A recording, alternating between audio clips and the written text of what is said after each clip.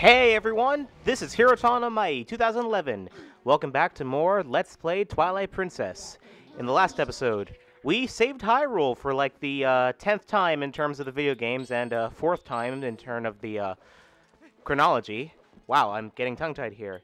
In this episode, the foretold bonus episode that I said like a long time ago is finally happening, where I'm showing you some glitches you can exploit in the GameCube version.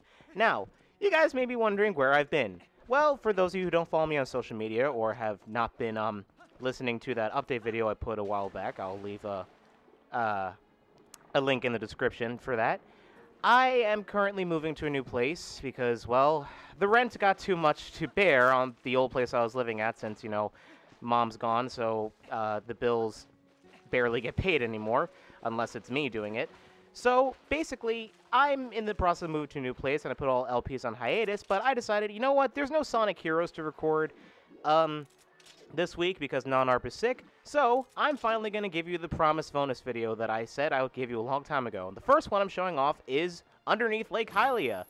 This is a glitch that you can exploit by, well, doing exactly what I said pretty much, where you go to the corner of where you would find that bird, and you'd basically just use the claw shot and lock on to a certain point in the camera, and yeah, you're underneath Lake Hylia. You can see the draw distance, everything. You can see how really pretty the skybox is, and the sun turned into the moon on the bottom. But I sped up over here because I'm showing you that you can also get to Lakebed Temple this way by clipping through the wall. I believe some speedrunners actually do exploit this glitch. I don't know if this is still the fastest way, but yeah, this is something that you can totally do if you want to. So that's one thing you can do by going underneath Lake Hylia. The other one is related to the other thing I want to show off, which is infinite bomb arrows. But I believe the first thing I'm showing off here is an interesting collision detection that I wanted to show off with the waterfall. Now, something that's kind of interesting about the waterfall over here is that the collision detection, as you can see from where I'm swimming, is that, well, it's a hitbox, pretty much, and you can swim under this hitbox, because if you go too high, you will be pushed back by the waterfall, and that's the entrance to the Kakariko Graveyard, but unfortunately, if you go in there, it's not a two-way trip, as I show off right here. You can swim and use iron boots to get in here, but yeah, you're not getting in there, because unfortunately, it's a one-way door. So, I have to swim all the way back over there to show off what I really want to show off, where we're going underneath part of Zora's River, where again, there's no loading zone or anything, so you can't actually glitch yourself into the river, at least not yet anyway. And, well, interesting collision detection, as I mentioned before. So, again, I apologize for these updates being very sporadic, especially since, you know, I've been very good, at least I like to think, with consistent uploads as of late. And I'm sorry for the, well, frankly, like, almost, like, 3 to 4 months that I've been away. But this move is taking longer than I thought, and frankly, I kind of don't want to unpack my stuff until I actually move into a new place. But, you know, I have, like, unpacked stuff like my Wii U and everything, just so that I can record Dragon Ball Z. Oh, and over there I'm showing the hit detection where the water ends, so you just fall into an endless abyss. And that is going to come in handy, by the way, for the next glitch I'm showing off, which is, you know, the infinite bomb arrows. And you saw there that I loaded in front of the load zone for Lakebed Temple, so that's part of the collision detection stuff. In any case, what I'm trying to say here that I'm getting tongue-tied on is that, well, Twilight Princess finished back in January, and then I started Klonoa saying that, okay, I'm going to upload these bonus episodes after I'm done with Klonoa, because I'm going to have all three of them, you know, I'm going to have all three LPs finished all in one go once I upload all the bonus videos together. And unfortunately, I wasn't able to do that, and I apologize for that. But, yeah, I'm uploading this now, but I'm going to need some time with the second bonus video because, you know, as of this recording, you know, the HD version of Twilight Princess did come out, and something interesting I can point out now for the HD version of Twilight Princess, this glitch isn't in there anymore. You can still clip through the floor like normal, but they added invisible walls to Lake Hylia, so you can no longer do this glitch. It's only in the GameCube and Wii versions, as far as I know. And, well, as I believe I'm speeding up to get over to where I wanted to go, any minute now. I'm looking at my timeline, don't make a liar out of me. Ah, there we go. So, yeah, One interesting thing, too, about the HD version, which, I should cover all this stuff in the HD version, but they sped up swimming in the HD version, so that's another nice change that they made. But the moment that we get up to this version of the Zora's River, or the unfinished Zora's River, the current starts dragging us back, and I put on my iron boots so that I can walk all the way over to this corner over here. This corner is particularly weird, as you'll see in a minute, as soon as I get over to it, at least. Any day now. That's one thing that wasn't changed. Iron Boots walking is so slow. Don't get me wrong, I'm grateful of walking underwater and everything, but even still, it's like, geez. Yeah, notice something strange? We've reached the limit of where the water loads. I take one step, I'm underwater, and if I move the camera in a certain way, I'll be under the water again, but I take another step, and now I'm out of the water. As I'm going to show right here, too, it's completely possible to take one step and drown yourself in the air. This is something funny I really, really enjoy doing, especially since you can whoosh like that. Whoosh! Yeah, my commentary is devolved into crap when I'm just doing stuff like that. But yeah, those are the interesting hitboxes I wanted to show off.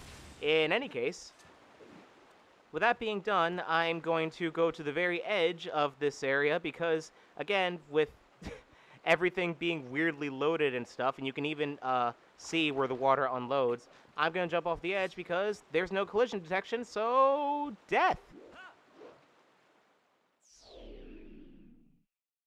And that's the end of that story.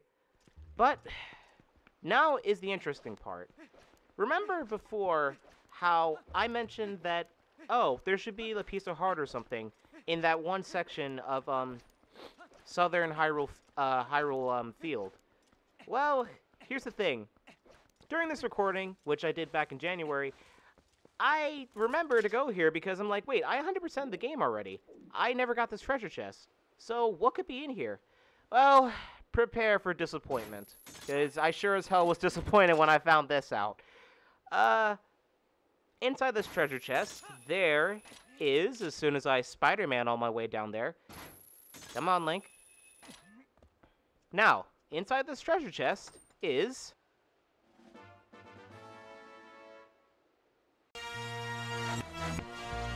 Well, with that being said, and I throw myself off the edge again, I cut to other footage that I found on YouTube, because frankly, I'll admit, I actually forgot how to do the infinite bar hour glitch, so I had to look it up on YouTube, as shameless as that is to admit. So, this is footage that I just so happened to find, and I apologize for that. This episode is really disjointed, and this is a very long episode, as you can tell from the timestamp there, about 45 minutes, and you'll see why in a little bit. But, yeah. So, one thing that I did want to mention that, this is probably going to be brought up in the Twilight Princess HD video, but, a lot of the treasure chests that were not worth it, like that treasure chest over there, are made into Miiverse stamps in the Wii U version of the game. So, they are worth your time to go after, especially if you are going for 100% this time, but, regardless, I'll talk about more of that when I get to that video. Now, let's actually talk about the infinite bomb arrow glitch. So, the first thing you have to do is activate this minigame and die. It may seem really weird to just purposely mess up like that, but trust me, that's part of the process. Well, with that being said, you wake up to the last point. Well, no, you wake up to where you would talk to the bird normally. It doesn't matter where you use the howling whistle or anything. So what you have to do is then just talk to this bird again and tell him no, and exploit the Under Lake Hylia glitch that I showed off before. The reason for this being is that because you're you're essentially killing yourself by, swimming to a point where you're essentially killing yourself by throwing yourself out of bounds. Essentially, you load Link to the last point that they saved his progress, which is after the minigame. And because of this, you're loading yourself to a point where Plume, I think that's the guy's name, I'm sorry if I'm pronouncing it wrong, he believes you're still Wolf Link, because the last time you loaded the game, it was during the cutscene of trying the thing again. And, well, this happens. You're basically invisible, as the, you have to mess up again, and get whooshed all the way over to the left-hand side, and, well, you load in, before when I mentioned that you load in a, there's no way to load yourself into Lake Hylia. Well, yeah, you kind of just did. Which is weird how... It's weird and interesting that Isa's, tent and Zor River are all one thing, and you glitch out the screen immensely when you do this, too, by the way. But, you get to the bottom of this, and... Ooh, that ore is, that ore is going through, my body head thing. This isn't the only glitch you can exploit, but unfortunately this is the only glitch that I'm actually showing off in the video. There's plenty of glitches you can exploit in Twilight Princess, but I didn't exactly have time to record all these, plus I'm not that good, so I didn't get the chance to show a lot of these off because, well, for example, this is found footage, so, you know, if I showed off every glitch, we'd be here forever. But now that you're Wolf Link, you can now warp out of there as the boat leaves behind you. Now warp to wherever you want. I believe we're warping over to Castletown. Yes, we are. After you turn yourself out of Wolf, once you enter the area, you now notice that on your X button, you have no number underneath the bomb arrows. Yep. For as long as you have the game on and until you reset or turn off your system, your bomb arrows are now infinite. Congratulations for being a filthy cheater. I have never done this glitch during the course of the game, but it sure is fun to exploit once you have no reason to do it. I know, kind of defeats the purpose. And it sucks that this glitch isn't in the HD version. It really, really does. But in any case, back to my own footage, because there's something really funny about to happen. So, remember how in Ocarina of Time and in Wind Waker, when you fight Phantom Ganon, you can use an empty bottle to deflect his projectiles when playing the volleyball game? Well, guess what? Yup. For as serious as a game as Twilight Princess is, they kept in using the empty bottle during the volleyball scene. It's really, really stupid to just ruin the seriousness of this moment by doing this, but you totally can. Now, there's one other stupid thing you can do in the final boss. I'm going to cut to it right now, so I'll meet you in a second. And now that we're back, remember when I said that you want to ruin the mood by using an empty bottle on the volleyball section? Here's another thing to ruin the mood as I mess up the event. You can use the fishing rod to distract Ganondorf during the final battle. If you think the final battle is too hard, Ganondorf will be distracted by the fishing rod. And I kid you not, so long as you have it out and wiggle it around his face, he is so dumbfounded by how stupid Link is being that you can actually keep wailing on him, and this is actually an effective strategy if you're doing a low percent run, or if you're playing the Wii U version and doing a Link Must Die run, which is basically hero mode plus the Ganondorf amiibo. You can use the fishing rod to basically never get hit by Ganondorf because he's so dumbfounded about what you're doing. Be warned though, there will be points where this won't work, and he'll just kick you like he was doing there to me. But yeah, this is essentially making the game really, really stupid. And I'm so glad that in a game that tried being really dark, they still had a sense of humor, even in the final boss. And that really brings warmth to my heart. But we're going to speed up here and get to when Ganondorf dies, because, well, the next part of this segment is actually something that I wanted to show off a while back, and that's part of the Wii version. I'm going to show off a few things from the Wii version, and also the difference in the Wii version's opening. Something I want to point out, too, is that the Wii version did not have... The Wii U version of the game does not have the opening video, and I find it really, really jarring that they don't. But, yeah. So, with that being said, let's go to the footage of the Wii version, shall we? I'll join you after we see the opening.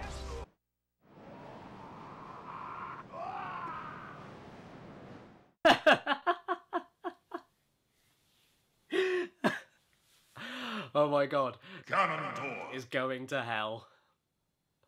Where I'll be waiting for him.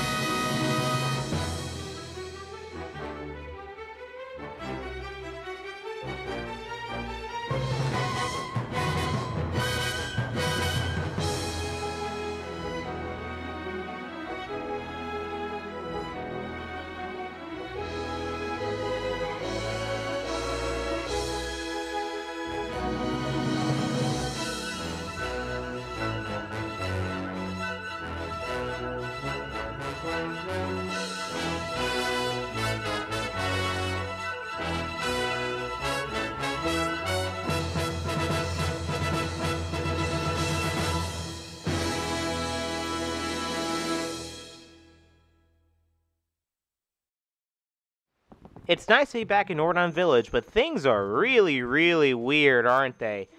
For starters, Navi's here. Yeah, kind of interesting, huh? And secondly, there's no sound effects coming out of her sword. Now, I wasn't able to record this originally because this was all post-commentary, but yeah, one thing the Wii version does is that all of your sound effects, for the most part, come from the Wii Remote. And to use the spin attack, because there's no, shaking the, while twirling the controller and everything, you basically have to shake the nunchuck. Now, I find this better for stuff like fighting King Bulbin on top of the Elden Bridge and all that, but I find it cumbersome during regular gameplay, and I'm so glad that this isn't here in the Wii U version. The same thing applies to when you're using Wolf Link.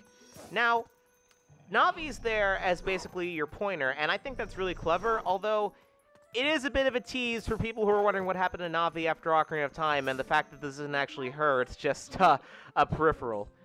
But, yeah, now, something shameless. This is actually the second time I've beaten the Wii version of Twilight Princess. I've beaten the GameCube version, like, numerous times. But this is only the second time I've beaten the Wii version, because I will say this right now, muscle memory f***s me up. Like, I'm not even joking. The fact that, yeah, the reason why I've never beaten the Wii version more than once, and I've only ever beaten it 100% once, is just because the muscle memory was so bad in this one. Like, I know, like, just, instead of going east, just go left, but wow, it really, really messed me up. And as you can see there, too, another change in the Wii version is that, while, yeah, it's, to be expected that, all of, your stuff like the claw shot, the bow and arrow and everything are used with the pointers and all that. For some reason, it's over the shoulder in the Wii version, which a lot of people kind of like, considering it's reminiscent of Resident Evil 4, which has the best control scheme on the Wii, if you ask my opinion. But yeah, it's kind of it made it hard for me. And what's cool is that in the HD version of the game, you can choose to either have, your bow and arrow and stuff over the shoulder or in first person using the gyroscope. Frankly, I used over the shoulder at first, but it became way too hard to use, and then I just basically switched back. So, yeah, there's my stance on that. Plus, getting the Hawkeye in this version was really hard for me, just because, frankly, over the shoulder obscured my view too much, to the point where it took forever to get the, to do the side quest to get the, Hawkeye. In any case, another thing, too, that I'm pointing out also here is that the fishing rod is something that I find is actually better in the Wii version, where you use the Wii remote and everything, and use motion controls to fish, which I think is done a lot better, and frankly, I think I would have enjoyed big fishing if this was actually his control scheme. But, whatever. That bridge, water under the bridge, as they say. But, yeah, you may notice Link's using the fishing rod in his right hand, as he was in the GameCube version. It's a weird attention to detail, but that's the one thing that they did not flip in this version. And, I find... Okay, Link being right-handed for 80% of the world being right-handed, I get that. But the fact that his fishing rod is in the right hand of the Wii and his right hand in GameCube, I find weird. And it's even more weirder that in the HD version, his fishing rod is in the left. And they completely got rid of the C-stick controls and everything in favor of a convoluted control scheme, frankly. But more on that once we actually get to the HD version of the game. Now, every glitch you can do in the GameCube version, you can exploit in the Wii version, and to an extent, even more. Yellow Rupee! We had to get one more in there before we went on with our lives, because it's gone in the HD version. I know, it's sad. But another thing that I'm showing off here is actually the minigame in Zora River. Now, I mentioned before, earlier in the LP, that I find the control scheme for this weird in the Wii version, as opposed to the GameCube version, where it's just using the control stick. In the Wii version, as you can see, your pointer is basically where the bird goes. And I'm not even bothering the high score here, but I'm sure as hell gonna try. This would later be used as Fluzzard, everyone's favorite bird in Mario Galaxy 2. And frankly, as you can see, as it's saying stuff like, point the Wii remote at the screen, I don't like this control scheme. And they kind of bring this back No, not even kinda. They bring this back in full force for Skyward Sword, because that's how you control your Loftwing. But the funny thing is, the Skyward Sword, I feel that controls a lot better. People complain about Skyward Sword's motion controls, but I feel it did the motion controls a lot better than Twilight Princess, frankly. Frankly, with Twilight Princess, while the motion controls for the most part do function well, and they don't take away anything from the game, I feel they were still done well in Skyward Sword. While they are unnecessary for certain parts of Skyward Sword, I do think the motion controls are overall good in Skyward Sword, and I think they work better in Skyward Sword than do this. And speaking of Skyward Sword, there is something I want to mention now.